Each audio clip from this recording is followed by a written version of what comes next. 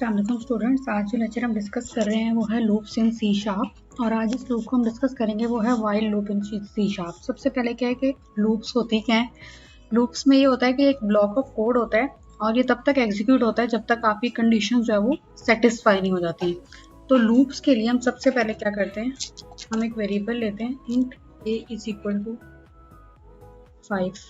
ये मैंने राइटअप कर लिया कि अपने लूप के लिए कि मेरी लूप की जो कंडीशन है वो कब तक रन हो। देन मैंने इसमें स्टार्ट करना है कि मेरी लूप की कंडीशन स्टार्ट कब हो। इसको स्टार्ट किया कि i 0 से स्टार्ट हो। तब हम यहाँ पे लूप यूज़ करते हैं वाइल। मैंने यहाँ पे लिख दिया i लेस देन a, कि जब तक i जो वो a से छोटा नहीं आता तब तक ये कंडीशन जो है वो रन करती रहे। और यहाँ पे हम क्या प्रिंट करवाना चाह रहे हैं वो हम डिस्प्ले करवाएंगे।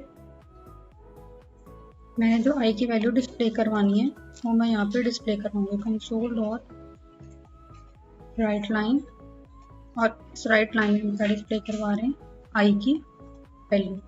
अब i की वैल्यू चेंज कैसे होगी, इंक्रीमेंट के थ्रू, जिसको आप कहेंगे i प्लस प्लस। जब i में इंक्रीमेंट होगा तो आपकी वैल्यू भी क्या हो जाएगी, चेंज हो जाएगी। अब हम देखते हैं इसकी आउटपुट कैसे डिस्प्ले होगी और उसके साथ ही मैं आपको बताऊंगी कि वाइल लूप जो है वो वर्क कैसे करती है। लूप्स तो सारी सेम होती है उनकी वर्किंग, लेकिन उनके फंक्शनैलिटीज और काम करने का जो स्टाइल है वो डिफरेंट होता है।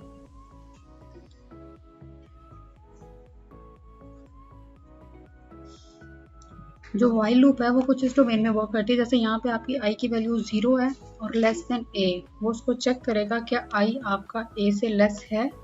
अब आपके i की वैल्यू क्या थी, देखें i की वैल्यू थी 0। सबसे पहले वाइल की कंडीशन कैसे रन होगी, वो चेक करेगा कि i लेस देन a है, यानी 0 लेस देन 5 है, वो है तो उसने कंसोल डॉट राइट लाइन एक वैल्यू प्रिंट करवा दी जिस वक्त i की थी 0।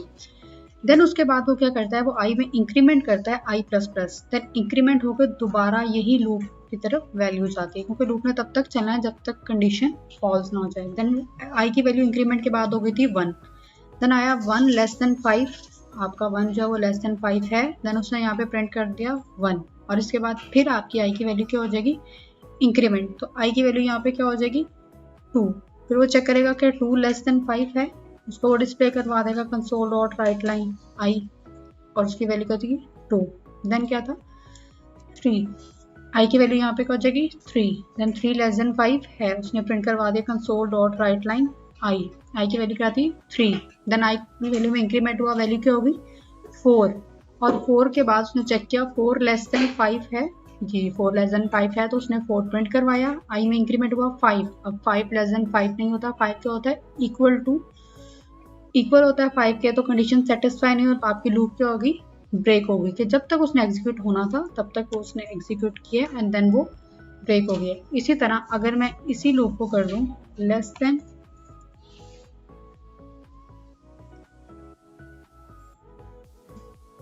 मैं कह देती हूँ आपकी लूप तक रन करे जब तक i जो है वो less than equal to a।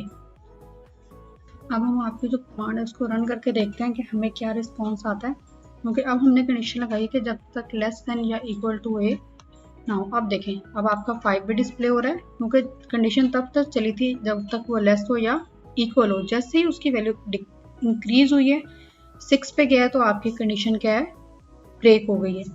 अगर आप जो है वो इक्वल ना लगाते हैं तो 4 तक रन करता है। इसी तरह आप इसमें पूरी काउंटिंग डिस्प्ले करवा सकते हैं। टेबल्स यूज होते हैं लूप के लिए, क्योंकि लूप जो है वो कोड को शॉर्ट कर देती है, वरना अगर आपको यही काउंटिंग डिस्प्ले करवानी होती है सिंपल कंट्रोल से तो आपको शायद 1 से 10 तक काउंटिंग लिखनी पड़ती है, 1 से 5 तक लिखनी पड़ती है यहाँ। लेकिन यहाँ पे क्या हो रहा है, यहाँ पे लूप से ही आपका काम हो गया कि आपका डेटा इजीली डिस्प्ले हो रहा है, यानी शॉर्ट फॉर्म में आपका डेटा डिस्प्ले हो गया।